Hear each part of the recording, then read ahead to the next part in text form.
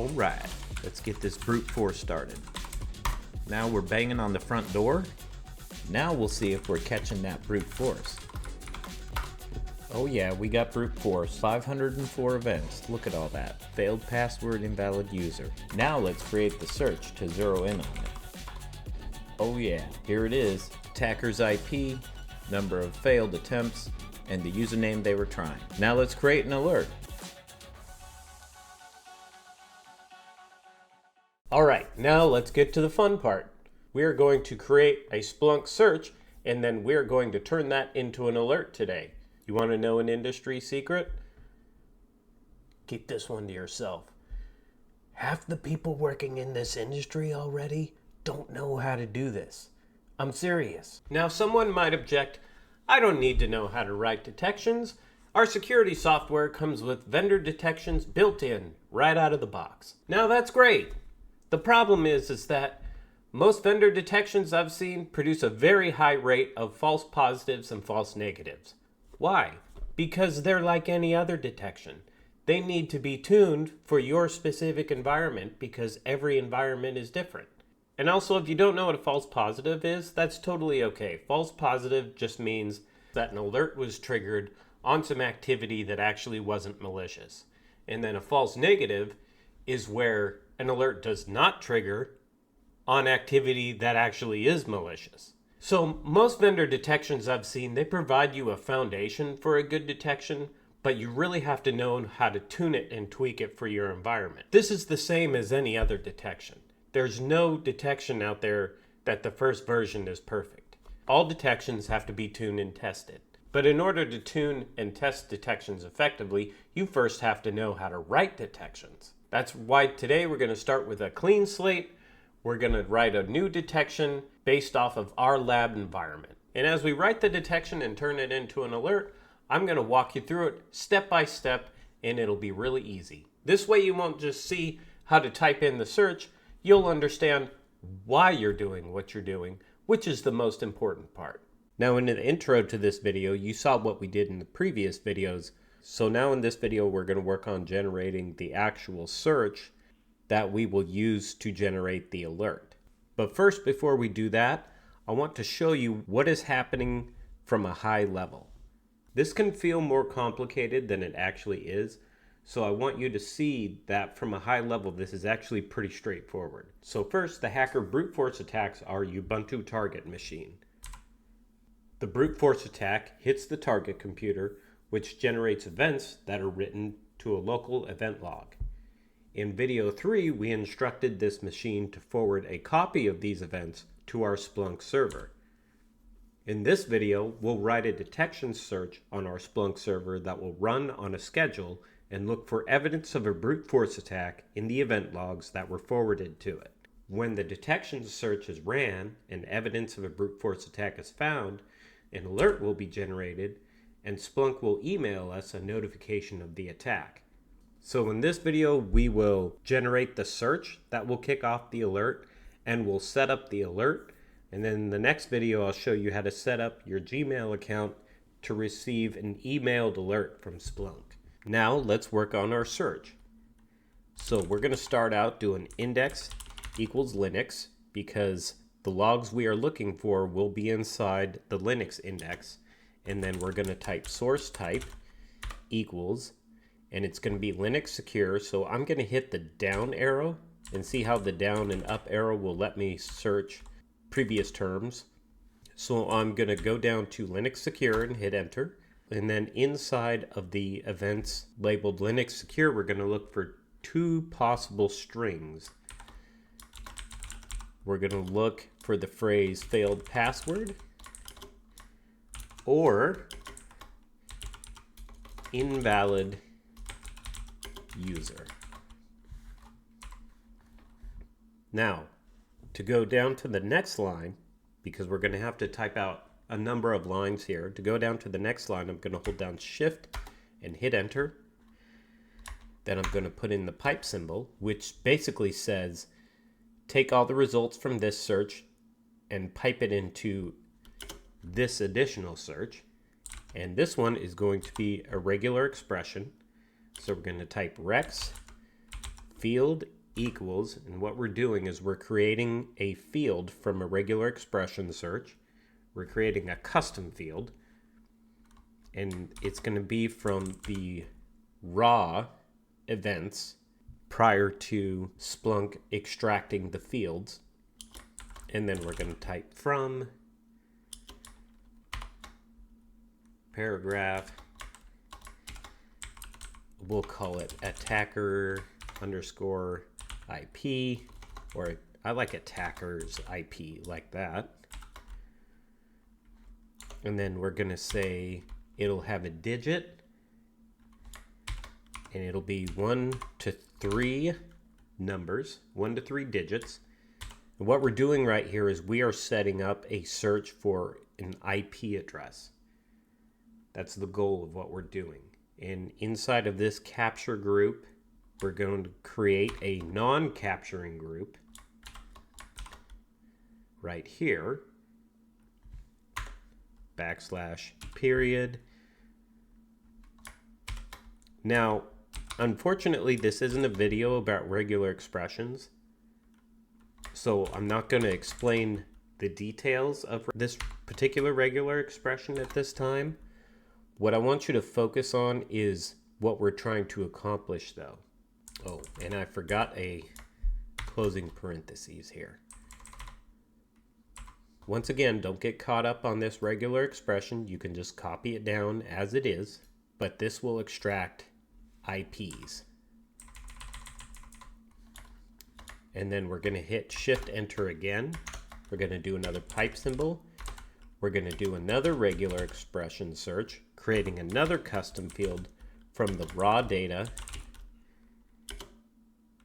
And actually, I'm not going to do from on this one, but we're looking for the phrase invalid user, or that's what that pipe symbol is in this case, or just user. Space, don't forget the space here. And then we're going to do a capturing group again, a named capturing group specifically. Username \uppercase S for string and plus. So this top line catches anything in index equals Linux that's labeled Linux secure, and that contains either the string's failed password or invalid user. This next line is a regular expression that grabs any IPs and labels them attackers underscore IP. This next line grabs any string after the string invalid user or just user and labels it username. And then this fourth line here, we're going to pipe all these results to stats count as fails values. These are unique values. Username, catch all the unique username values. Name them user by or per attackers IP, which is this line up here. Then we're going to go down to the next line. Another pipe symbol where fails is greater than or equal to 30. So from this upper search will feed into this stats count line, and then if the fails are greater than the number 30 or equal to the number 30, it will give us results. And I'm going to hit Shift Enter again, another pipe symbol. Then we are going to sort descending. So again, from the top, any event logs in index equals Linux labeled with the source type Linux secure that contains the phrases failed password or invalid user, and then from that data, from those events, extract the IP, and then also extract the username, pipe that into stats, which means statistics, count the number of results as failures or fails, label the username as user, per attacker's IP, and then where fails are greater than or equal to 30 hits, sort by descending. Okay, now to test it, we're going to do the Hydra brute force attack again, like we did in the last video. 192.168. We're going to type in the IP address of our target box, 229.141-I. Ignore any previous progress file, so any previous brute force attempts we've done against this IP. Dash uppercase V, very verbose. Use the login name administrator.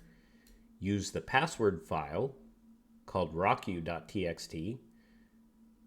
Perform 2 tasks at the same time, so 2 hits at the same time, and wait 3 seconds in between each of those 2 hits. So we'll go ahead and run this.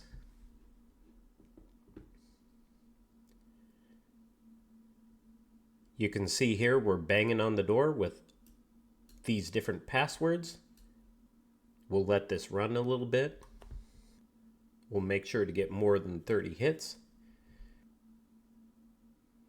Okay, we're at 34 hits, so go ahead and stop this brute force attack. Then we'll go back to our Splunk server. Okay, so we have our search queued up here. Let's go ahead and run it. And 64 events, but it says no results found. That's interesting. Oh, I know it's wrong. I forgot to put \D here for digit. So don't forget that. I'm going to take this complete search and paste it in the description below the video so you guys can just copy and paste it. Then we'll hit this. There we are. Here's our attack box IP. 55 fails from the username administrator. Awesome, so our attack works. Good job. Now, let's save this as an alert. So we'll click Save As.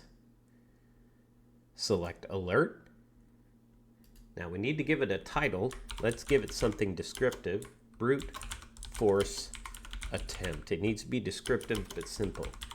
SSH. Sounds good to me. We'll make it private for now. Alert type scheduled, because we want it to run on a schedule. And we want to run it on a cron schedule. So let's do that. And then we're going to change this time range field where it says last 24 hours. We want to run this search every 5 minutes. So we're going to change this last 24 hours to 5 minutes. Because since we're running it every 5 minutes, we only want to search back 5 minutes into history. So we're going to go to relative right here. And then we're going to go change this to 5. Then we're going to change this drop down box to minutes ago, and then we're going to hit apply. And you can see here it changed the time range to the last 5 minutes.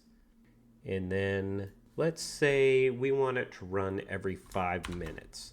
Now, unfortunately, once again, cron schedules are outside of the scope of this video. Cron is basically just a shorthand way of telling the computer how often you want something ran. If it's a script, if it's a search, whatever you want. And then we want it to expire after 24 hours.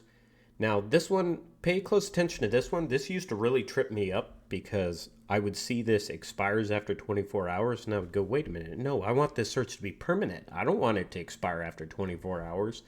But that's not what this actually means. What this actually means is the results from this search, we want the results from previous searches to expire after 24 hours. We don't want the search schedule to go away after 24 hours. We just want the results of previous searches to be deleted after 24 hours. And you see here you can set it to minutes, hours, days, and then put in whatever value you want here. But for trigger conditions, we want the alert to trigger when the number of results is greater than 0. So by default, it has these values in here, and that works for us. And then make sure trigger is set to once, because we don't want to be spammed with results from multiple IPs against the same host. We just want one event. That's a setting we can tweak later if we want to change our detection. And then for this throttle checkbox, I'm not going to check it. Basically what this means is if a brute force lasts 20 minutes and the search goes back 1 minute, you will receive 20 alerts unless you throttle it by telling it to suppress alerts for 20 minutes after the first one. So basically it just keeps you from being spammed. Now, for trigger actions, we want to click Add Actions, and then we want to click Send Email, and then I'm going to put in the email that I'm using for these demonstrations, johnnybytes42@gmail.com. We'll set the priority to normal. The subject we'll leave as default. The message we'll leave as default. And then we'll uncheck all these boxes except for inline raw. And then we'll hit save. And this is just telling us, hey, after your 60-day trial expires, this alert will no longer run. And that's fine, because we knew about that. And then we can just hit view alert right there, and then it'll show a summary of the alert we scheduled. So that's it for this video. I showed you how to put together the search to find the brute force attack. I showed you how to create the alert that'll send us an email when a brute force attack is detected. In the next video, I'll show you how to set up a Gmail account to receive an alert from Splunk. And that's a little bit involved. It will have its own dedicated video. But then in that next video, we'll actually run the brute force attack again, and we'll watch Splunk email us an alert that a brute force attack has taken place. If you have any questions or want any clarification on anything, go ahead and drop it in the comments below. Let me know. And thanks for hanging out with me, and we'll see you in the next one.